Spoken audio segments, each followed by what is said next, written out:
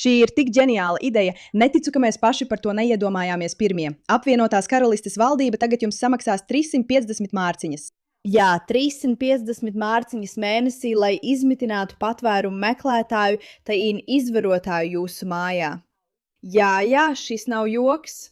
Šis ir viņu jaunais ģeniālais plāns, kā ievest vairāk imigrantu mājās. Un jūs nebūsiet pārsteigti dzirdēt, ka to vada neviens cits kā Šabāna Mahmūda. Un ja viņas vārds jums nepastāsta pietiekami daudz par to, kam viņa tic un ko viņa vēlas apvienotajai karalistei, tad jums jāskatās vairāk mūsu satura. Laipni lūdzam, Bushback. Viņi grasās izziņot jaunu Ukrainas stila sponsorēšanas schēmu. Tātad mājsaimniecībām vai kopienām, kas vēlas ļaut patvērumu meklētājiem nākt un dzīvot pie sevis. Un, Chloja, tu pētīji šo jautājumu un domā, ka no tā patiesībā var nopelnīt. Jā, es neesmu pārliecināta, ka tas būs daudz. Parasti, ja uzņem Ukraiņu, tu saņem apmēram 350 mārciņas mēnesī, kas, godīgi sakot, nav liela nauda, ņemot vērā, ka, piemēram, Londonā tu vari izīrēt brīvu istabu par 1000 un vairāk. Jā. Bet es domāju, ka daudz cilvēku to darīja labas gribas dēļ, un, manuprāt, uzņemt Ukraiņu bēgli nav pārāk liels risks. Viņu kultūra ir ļoti līdzīga mūsējai. Es domāju, ka iespēja, ka Ukraiņu izcelsmes cilvēks, kurš dzīvo tavā mājā, pēkšņi uzbruktu tevi ar mačeti vai izvarotu tevi, ir diezgan maza. Saņem tikai 350 mārciņas mēnesī, lai uzņemtos risku, ka pie tevis varētu dzīvot, piemēram, iesaukuma vecuma vīrietis no Afganistānas, kurš nāk no pavisam citas kultūras, manuprāt, nav tā vērts.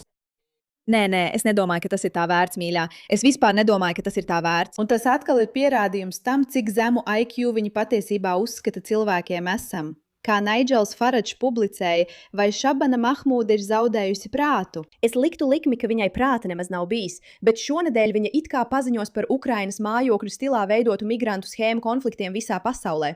Tagad paskaties uz šo valodu. Mājokļu Ukrainai stila migrantu schēma liek tev domāt par ukraiņiem, kuri ir brīnišķīgi cilvēki, un tu visticamāk būtu gatavs mēģināt viņiem palīdzēt aizbēgt no kara un varbūt pat uzaicināt viņus savās mājās. Bet nē, tas patiesībā nav par ukraiņiem. Šis ir par migrantiem no daudzām dažādām valstīm, kā mēs tūlīt redzēsim, bet viņi liek tev domāt, ka tas ir līdzīgi tam, ko viņi toreiz piedāvāja. Tā ir zīmola veidošanas stratēģija, bet tā neatspoguļo realitāti.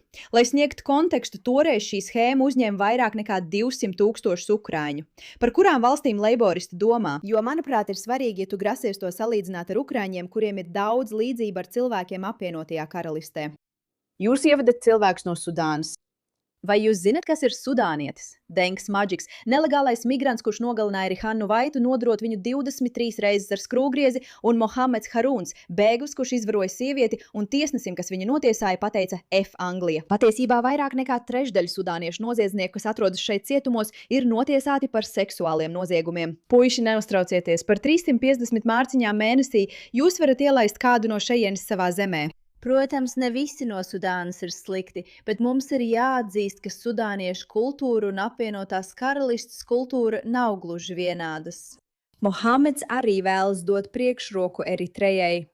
Pēdējos gados mums ir bijuši izvarotāji un slepkavības mēģinājumi izdarītāji no Eritrejas. Eritrejieši šeit ir vairāk nekā 20 reizes biežāk notiesāti par seksuāliem noziegumiem nekā Lielbritānijas pilsoņi. Tas ir interesants fakts. Nav šaubu, ka Leiboristu partija arī atvērs vārtus tūkstošiem palestīniešu. Mēs visi zinām, pie kā tas novedīs. Leiboristu partija saka, ka viņi ierobežos cilvēku skaitu šajā schēmā līdz 10,000, bet ar laiku viņi atvedīs arī visus savas plašākās ģimenes locekļus. Šī ķēdes migrācija būs katastrofāla. Tātad, ja es pareizi saprotu to, ko šeit lasu, Anglija saskarās ar faktu, ka 100,000, ja ne miljoniem cilvēku pieprasa pārmaiņas. Tāpēc, ka viņiem nepatīk tas, ka šie imigranti, šie nelegālie, ir ieradušies un būtībā vienkārši iefiltrējas, iebrūk un mēģina pārņemt kontroli.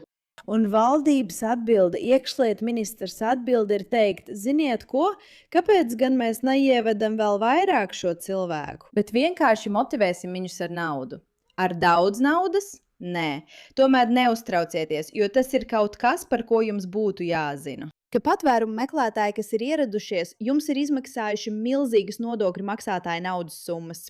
Patiesībā nodokļu maksātājiem viņu izmitināšana ir izmaksājusi apmēram 5 miljardus mārciņu. Tātad viņi jums nesaka, mēs zinām, ka jūs dodat tik daudz naudas šiem patvērumu meklētājiem. Kāpēc mēs jums nepiešķiram lielu nodokļu atlaidi, lai jūs varētu viņus uzņemt? Nē, viņi jums piedāvā tikai 350 niecīgas apkaunojošas mārciņas, vienlaikus joprojām ņemot jūsu nodokļu maksātāju naudu, lai finansētu šo zvērību. Iekšlietu ministrija tikko slēpus publicējusi dažus datus, kurus viņa labprātāk negribētu, lai jūs redzētu. Tas parāda, ka pagājušajā gadā vairāk nekā 34,000 cilvēku Lielbritānijā saņēma patvērumu statusu, pamatojoties uz Eiropas cilvēktiesību konvencijas 8. pantu – tiesībām uz ģimenes dzīvi. Tikai pagājušajā gadā vien, un ņemiet vērā, tie ir iekšlietu ministrijas dati. Tiek lēsts, ka šo 34,000 cilvēku izmaksas Lielbritānijas nodokļu maksātājiem viņu dzīves laikā sasniegs 5 miljārdus mārciņu. Vai jūs tam varat noticēt? Tas ir 8. pants, vai ne? 8. pants. Tikai pagājušā gada laikā vien Lielbritānijas nodokļu maksātājiem izmaksās 5 miljārdus mārciņu. Tas ir daudz, tas ir ļoti daudz, ja jūs domājat. Tas ir ellīgi daudz vairāk nekā tie 350 mārciņu, ko viņi jums piedāvā, lai ievestu sudāniešu vīrieti. Jā, tas ir daudz vairāk nekā tas, bet par to viņi nerunā, vai ne? Viņi cenšas jūs finansiāli stimulēt, vienlaikus atņemot jums naudu, lai turpinātu finansēt šo neprātīgo programmu, kas iznīcina jūsu dzimto pilsētu. Un viņi domā, ka viņiem tas izdosies. Ja jūs neesat pazīstami ar Anglijas politiku, šis cilvēks ir vārdā Nigels Farage, un viņš vada partiju, ko sauc par Reformu partiju. Ir vēl viens vīrietis vārdā Ruperts Lovs, un viņš ir cilvēks, kurš stāv aiz izvarošanas bandu izmeklēšanām, par kurām pēdējā laikā dzirdam, un viņš vada citu partiju. Tāpēc Ruperts ir aicinājis šo vīrieti pievienoties viņam, lai mēģinātu izstrādāt plānu pret Šabanu Mahmūdu, kura veicina lielāku nelegālo imigrāciju.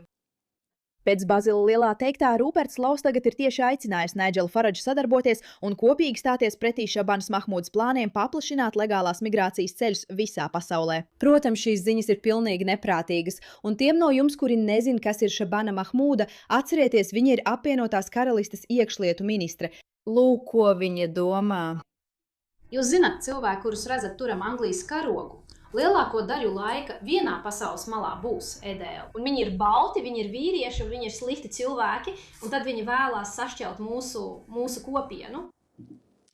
Viņa saka, ka lielāko daļu laika cilvēki, kas tur balto karogu, lielāko daļu laika cilvēki tur britu karogu. Tu zini valsts, par kuru viņai it kā būtu jāatbild, par kuru viņa ir atbildīga, par robežām, migrāciju un nacionālo drošību, vai ne? Viņi saka, ka cilvēki, kuri tur Anglijas karogu, pārsvarā mēdz būt slikti cilvēki. Un tu esi pārsteigta, ka viņas ģeniālais, brīnišķīgais plāns, kā aizsargāt apvienotās karalistes iedzīvotājus, ir ievest vēl vairāk neprātīgu cilvēku, piedāvājot viņiem apkaunojoši mazu naudas summu un vienkārši vērot, kā nacionālā drošība aug. Es domāju, viņas vārds ir Šabana Mahmūda, dieva dēļ. Es domāju, daudzi no mums varēja saprast, ka viņai nevajadzētu atrasties amatā, kas saistīts ar nacionālo drošību Anglijā. Es domāju, nav jābūt ģēnijam, vai ne? Tam vienkārši nav vajadzīgs ģēnijs. Tāpēc nav nekāds pārsteigums, kad šī persona apgalvo, ka cilvēki, kuri tur Anglijas karogus, pārsvarā ir balti slikti cilvēki. Un viņi tur cenšas ievest vēl vairāk šo nelegālo imigrantu, kuri tikai rada vēl vairāk drošības problēmu visā Anglijā, it kā cenšoties aizsargāt valsts drošību. Nu gan! Cilvēkiem ir jāiemācās labāk izvēlēties, par ko balsot. Ko lai es saku? Paldies par jūsu uzmanību šim jautājumam!